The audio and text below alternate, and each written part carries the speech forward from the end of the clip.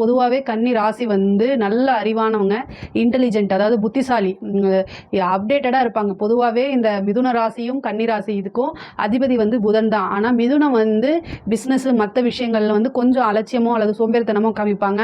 அவங்க ஒரு கலை சார்ந்த விஷயங்கள்லேயே அதிக ஈடுபாடாக இருப்பாங்க.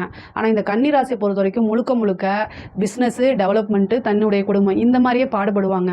அவங்க வந்து அதிகமாக வந்து ஒரு எந்த ஃபீல்டில் இருக்காங்களோ அதில் நம்பர் 1 ஆகிறதுக்கு ட்ரை பண்ணுவாங்க.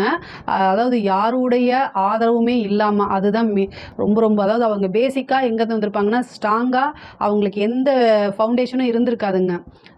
அதாவது அவங்களாவே வந்து பில்டப் பண்ணி மேலே அவங்களுடைய அதாவது யாருடைய ஆதரவுமே இல்லாமல் சுயமாக முன்னேறி வந்திருப்பாங்க. கன்னிராசியை பொறுத்த வரைக்கும் ஒரு சுயம்பு அப்படின்னு சொல்லலாம்னு வச்சுக்கோங்களேன்.